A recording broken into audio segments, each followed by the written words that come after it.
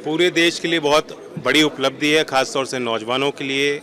माननीय वित्त मंत्री ने बजट के भाषण में जिस बात पे बल दिया और जिस योजना की का उन्होंने जिक्र किया, आज उसी योजना से जुड़ी जो हमारी स्कीम है उसका उद्घाटन हमने किया। स्किल लोन पहले सिर्फ 1.5 लाख रुपए तक की सीमा थी, उसे 7.5 लाख रुपए तक कर दिया गया है। पहले सिर्फ कुछ ही सीमित बैंक्स की भागीदारी इसमें थी। आज जो आरआरबीज़ हैं, शेड्यूल बैंक्स हैं, जो ग्रामीण देहात के क्षेत्रों में भी बैंक की शाखाएं हैं, जो एनबीएफसीज़ हैं जिनका बहुत बड़ा दायरा, बहुत बड़ी पहुंच है, उनको भी इस योजना से जोड़ा गया है। पहले सिर्फ एनएसक्यूएफ अलाइंड कोर्सेज जो थे, जो अप्रूव्ड कोर्सेज थे, उन्हीं को रखा जाता था।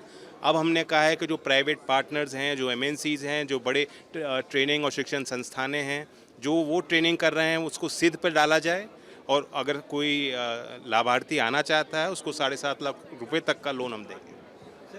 और ये भी हमें समझना होगा कि लागत बढ़ती जा रही है।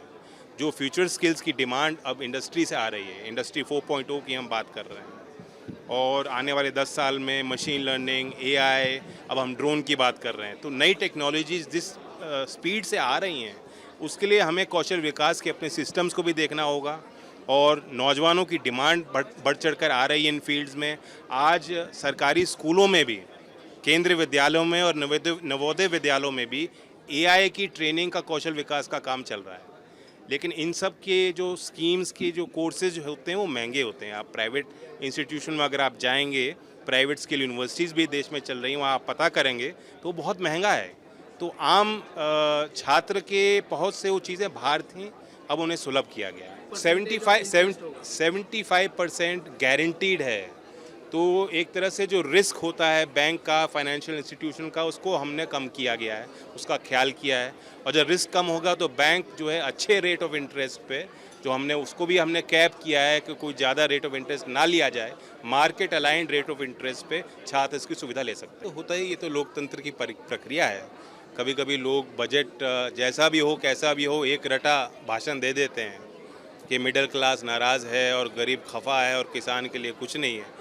मैं सबसे अपील करूंगा कि बजट के सिर्फ स्पीच पे ना जाएं। स्पीच को तो देखें ही, बेहतरीन स्पीच थी, लेकिन बजट के जो दस्तावेज़ हैं वो सब खासतौर से एमपीज़ को पढ़ना चाहिए। जो सोच के मैं एनडीए में आया था और जो मैं करना चाहता हूं, उस सपने को पूरा करने के लिए बहुत बड़ी ताकत दी है, बहुत बड़ा आशीर्वाद और विश्वास हमारे मंत्रालय पे दिया है।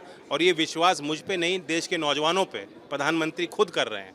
वित्त मंत्री के अब तक के जितने बजट ये भाषण हुए हैं, आज़ादी से लेकर अब तक अगर आप अवलोकन करेंगे, पहली बार किसी वित्त मंत्री ने 14 बार कौशल विकास की बात अपने बजट के भाषण में की है, 24 बार उद्यमता की बात की है, रोजगार की बात की है, नौजवानों की बात की है। तो ये एक संकेत, नाम एक पहचान का हिस्सा होता है।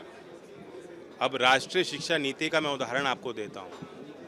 कभी कभी हम जब शिक्षा की व्यवस्था की बात करते हैं तो कुछ राज्य में जो विपक्षी पार्टी हैं वो विरोध करती हैं कि आप केंद्रीकरण कर रहे हैं और आप भाषा को हम पे थोप रहे हैं। अब राष्ट्रीय शिक्षा नीति के अंतर्गत जो हम काम कर रहे हैं, 22 शेड्यूल्ड भाषाओं में, जो देश की भाषाएं हैं, पहली बार तेलुगु में, तमिल में, मैथिली में, बंगाली में, मराठा में, मणिपुरी में, इन सब भाषाओं में जो करिकुलम है वो हम प्रोवाइड करने जा रहे हैं। इससे पहले कभी आज़ादी के बाद किसी केंद्र सरकार ने, शिक्षा विभाग ने उन भाषाओं में जो हमारी कक्षा की किताबें हैं, बच्चों की किताबें उपलब्ध नहीं कराई। तो नाम और भाषा में बहुत कुछ होता है।